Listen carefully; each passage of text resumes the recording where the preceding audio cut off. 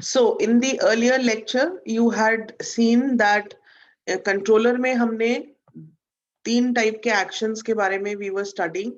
That is proportional control, integral control, and derivative control. Proportional control, we had seen that it is a kind of an amplifier that is supplying some additional gain to the loop.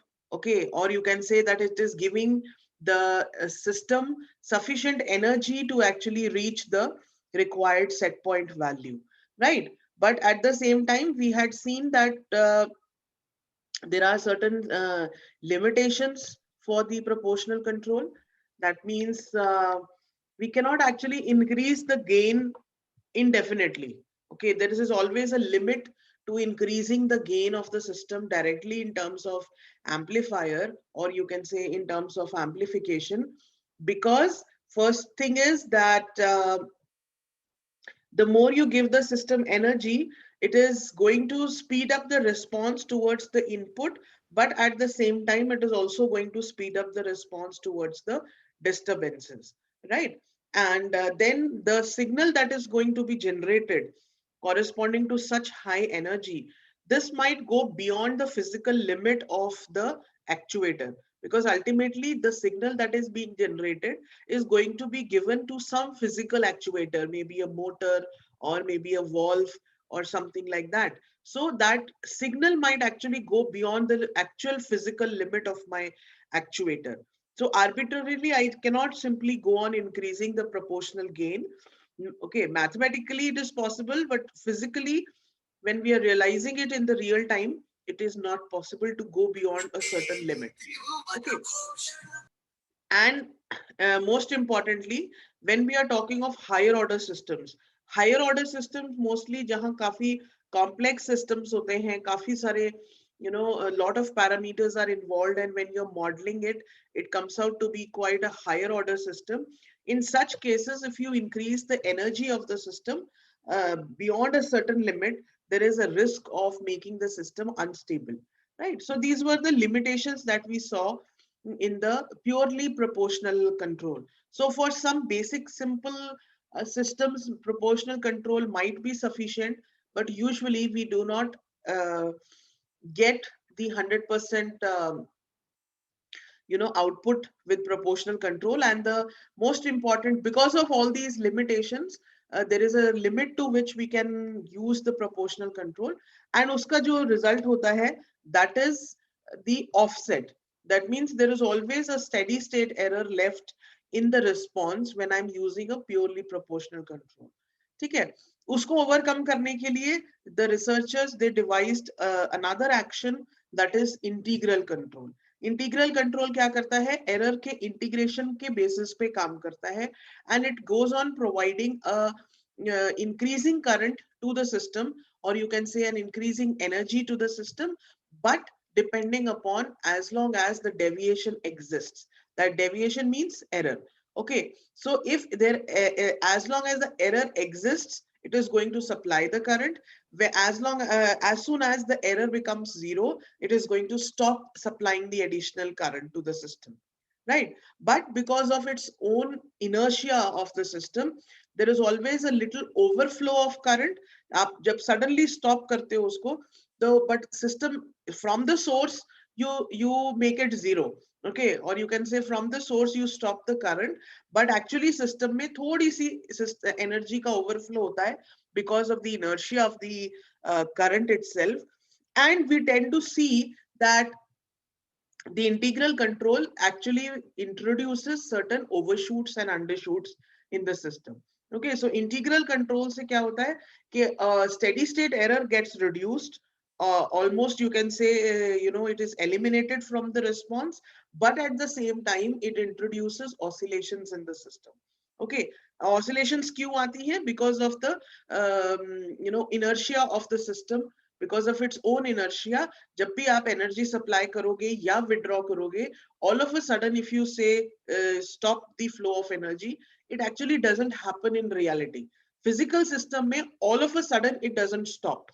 तो थोड़ा सा overflow to the system and from the system, हमेशा energy का थोड़ा सा overflow हो जाता है, because of which we see that there are overshoots and undershoots in the response. Okay, but the positive point is that in the steady state वो overshoots आते हैं, oscillations आते हैं, but वो oscillations reduce होते होते at one point it gives me zero offset, or you can say it actually reaches the required set point.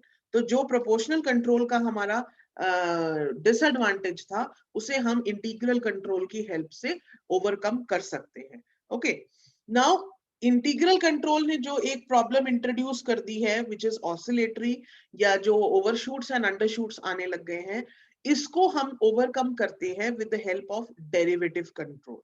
Okay, mathematically we all know derivative means d by D T.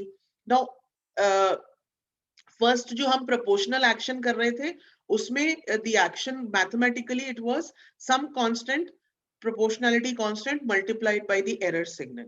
Okay, then in the integral what we were doing, जब हमने pi action बनाया तो हमारे पास proportionality component था, साथ में we had the integral constant ki multiplied by the integration of the error.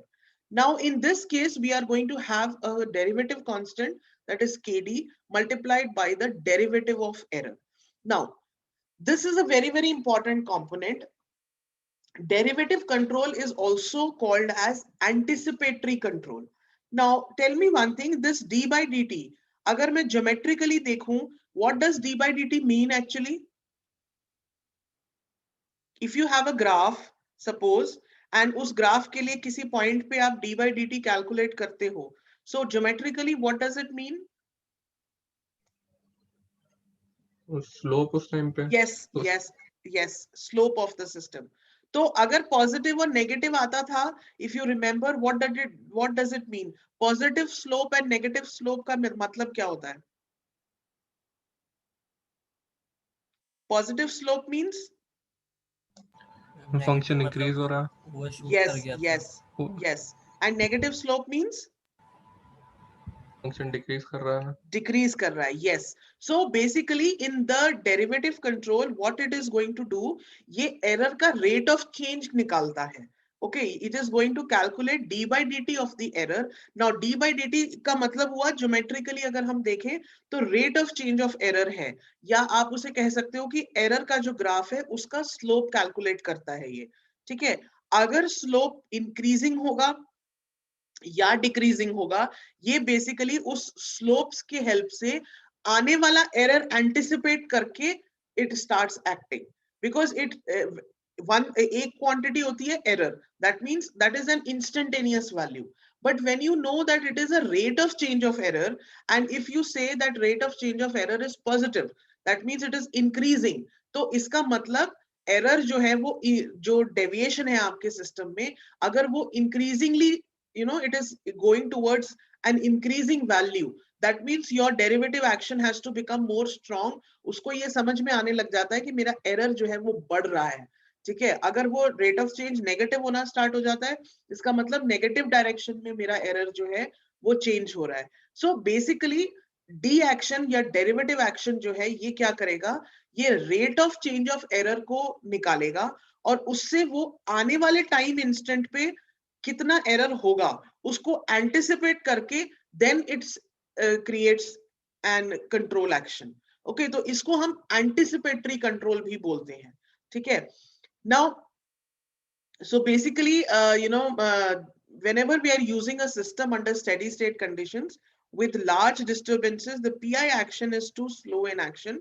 In such conditions, d action is incorporated, or you can say a derivative control is incorporated. An important effect of this term is that it gives a sharp response to suddenly changing signals.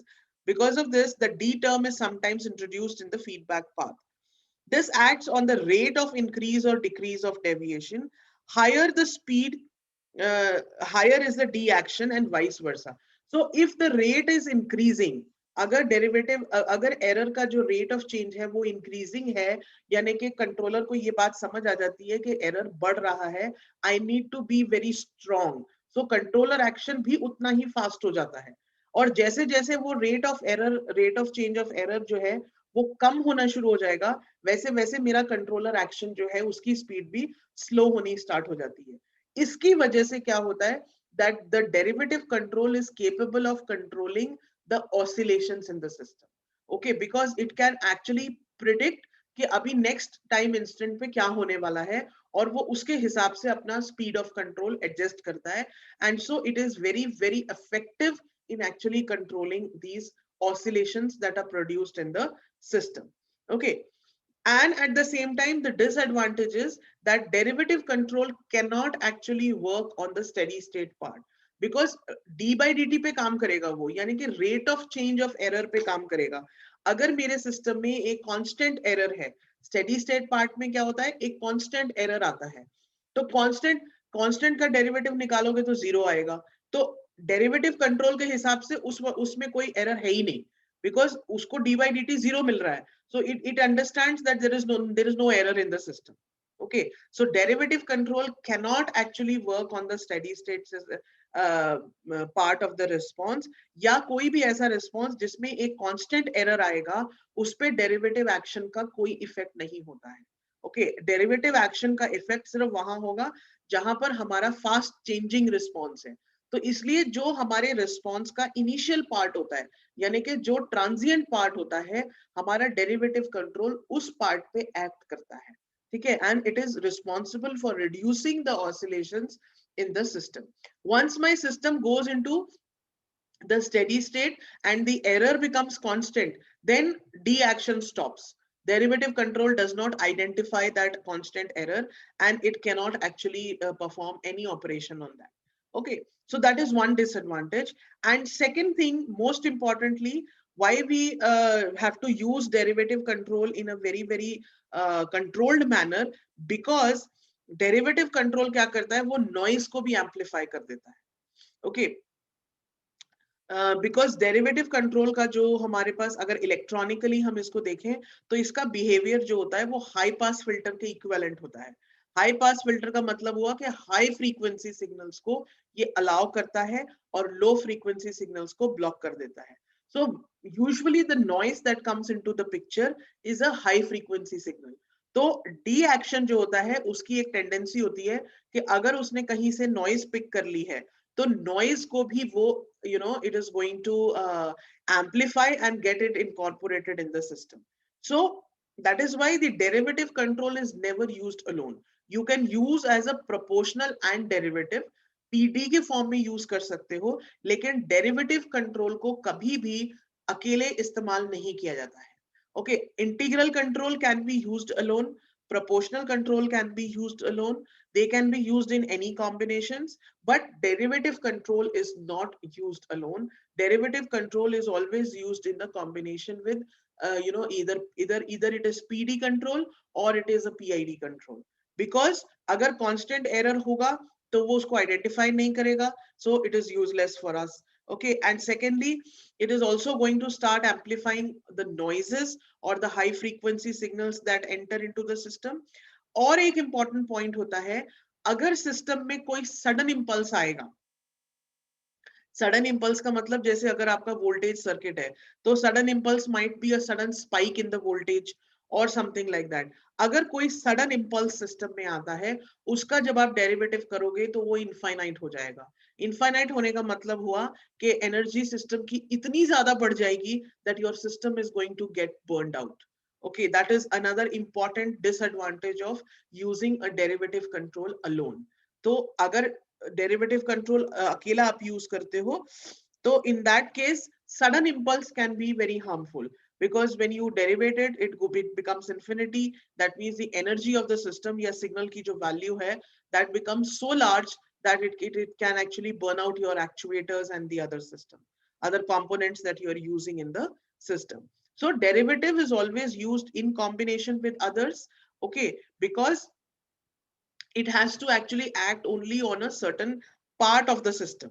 ठीक है, एक particular section पे ही वो काम करता है. देखो यहाँ पर we have the various responses, जहां पर केडी की वैल्यू 1 थी.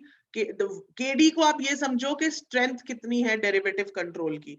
जैसे जैसे मैंने स्ट्रेंथ बढ़ाई, 1 से 3 किया, 3 से 10 किया, ग्राफ में देखो आप, तो जैसे जैसे जैसे मैंने डेरिवेटिव कंट्रोल का एक्शन स्ट्रॉन्ग करती चली जा रही हूँ, तो मेरे ऑसिलेशंस कम होते जा रहे हैं, and finally at one particular value you can see the blue coloured graph that the oscillations they have completely reduced and system is getting settled at one point. Okay, so that is the more the derivative action becomes stronger, the lesser are the oscillations in the system. So this is the main contribution of the derivative control, or you can say the derivative action. And to get the wholesome picture, or you can say the most optimum response, we use all three together. Okay, so for optimal control of the system response, a controller must have all the three components, that is P, I, and D.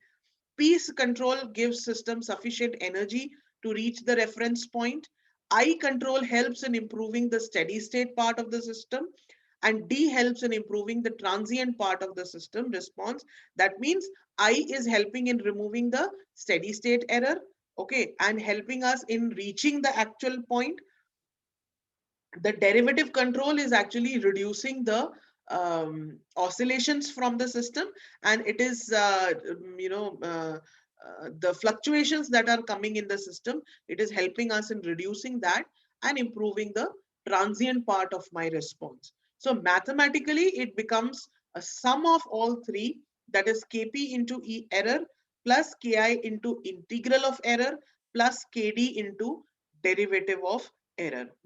We sum up all these three signals, and then the resulting signal is actually given to the plant. So that is usually the most optimum signal, you can say, or the most optimum type of control. That is, even in present day, if you go to the industry, in most of the industries in real time, these PID controllers are still in use because uh, they give very good performances. Okay, though it is one of the simplest type of control algorithm, but it gives us one of the best results in simple as well as complicated systems.